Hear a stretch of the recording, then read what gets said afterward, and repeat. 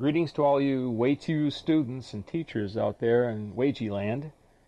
This is my first attempt to communicate directly with the membership via the video medium, and I hope it works out. The subjects that I would like to cover today are wide-ranged, and they cover things that are especially important to the Uechi-ryu teacher, and I suppose indirectly to the Uechi-ryu students.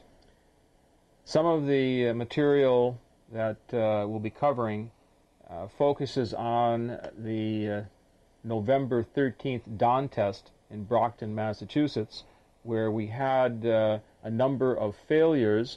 It was kind of embarrassing to the teachers and to the students, and I'm hoping that some of the recommendations that came out of that test will be well received by you all. And we're going to try it out for the next 3 years in any event. Let me go over the subjects point by point, and hopefully I'll hear from you if you have any comments or suggestions. Pretest for Shodan candidates. Now, an overview of this subject matter. In a perfect world, there would be no need for a dawn test. When the teacher says the student is ready, he simply presents the black belt and certificate to his student. In our real world, however, teachers' qualifications vary and our students fit no predetermined mold. Therefore, in the good judgment of the founders of Uechi-ryu and their successors, all students must pass muster in front of a board of seniors when it is time for the student to advance to the black belt ranks. The standards for the test is the responsibility of the most senior within the system. In the North American chapter, I have that authority, which I share with my most senior students. The manner in which the test is conducted also falls under this same leadership. Now, the pre-testing procedures to be used for the next 3 years, and by the way, maybe we shouldn't look at it so much as pre-testing. We're actually testing that student before he goes and receives his certificate and belt. He's actually going through 3 individual specific tests, each designed to help the student and, if need be, explaining to the student that he or she is not ready and that it would be best for that individual to try in 6 months. For purposes of this discussion, I'll call it pretesting, however, since that's the term that was used at that meeting. The student qualifications for the rank will be determined, as always, by the teacher.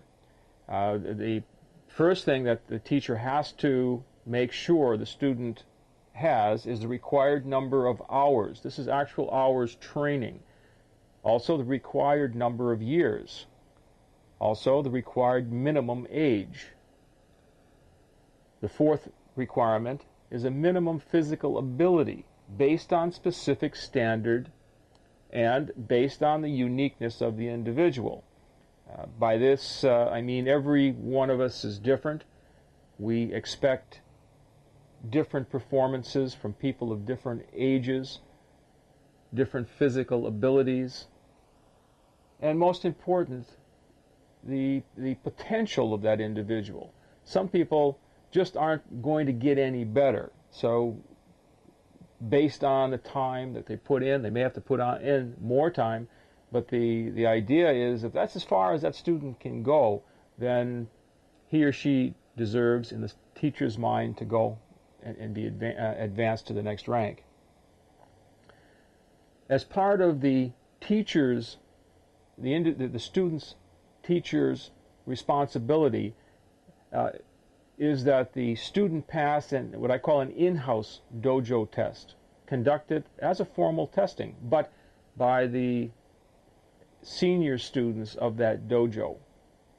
Now, if the student passes that initial test and fulfills all of the requirements, then the student must be tested by 2 other individuals before going up for the formal test.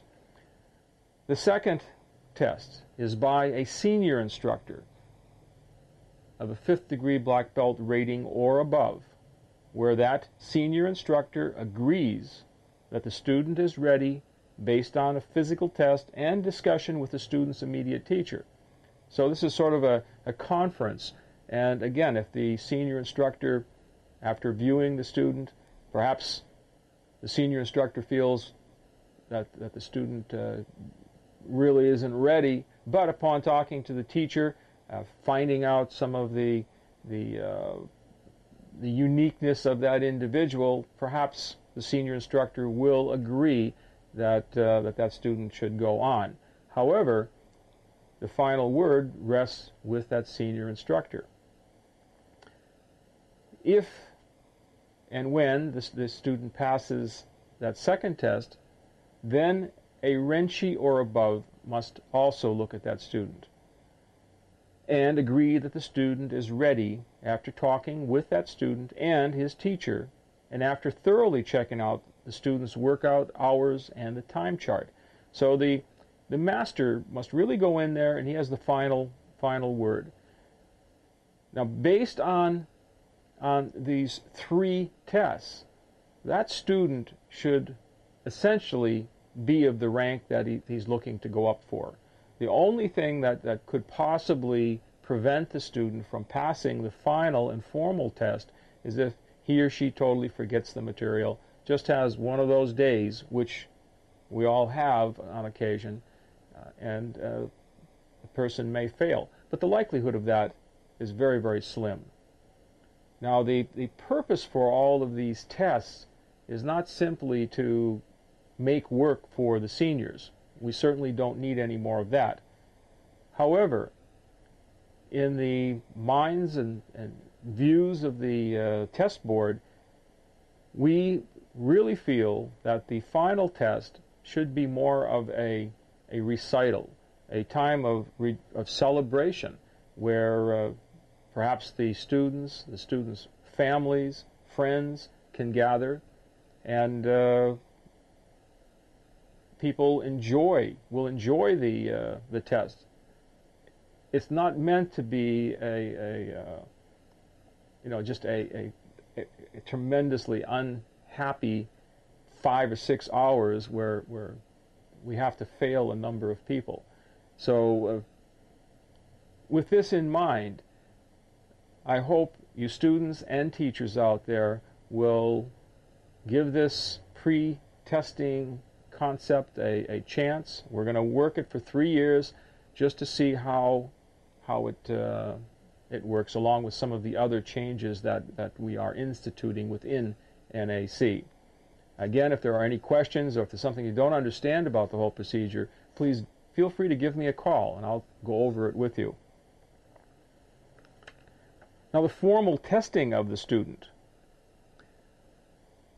The second change, and that's a major change, is that the individual dojos are going to conduct the formal test, that last outing where after all of these pre-tests, the student is now in a situation where he or she goes up and finally makes that rank, hopefully.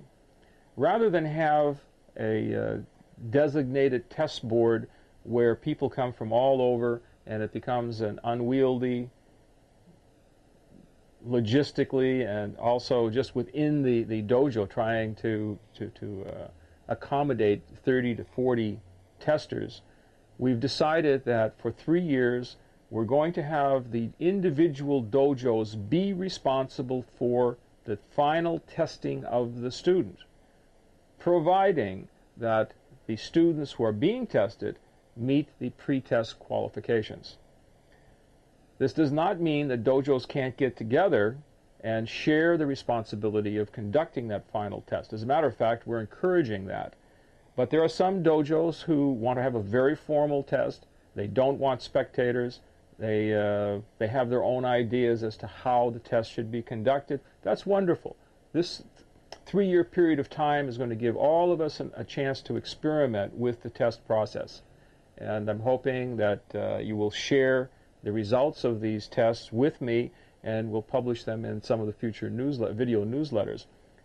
You can send me tapes of your tests, and successful ideas may be shared by those of us who weren't at your test.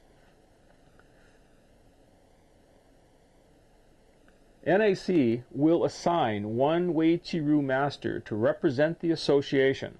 This master will not actively participate in the test, but will report the results of the test to NAC and will have the final word involving any situation where Uechi-ryu's interest must be represented. Tests are traditionally conducted twice a year, in the spring and again in the fall. NAC may, as an association, authorize special testing when necessary. Now, dojos that wish to conduct a test under the above rules must A. Notify NAC of its intention to conduct a test and the test dates.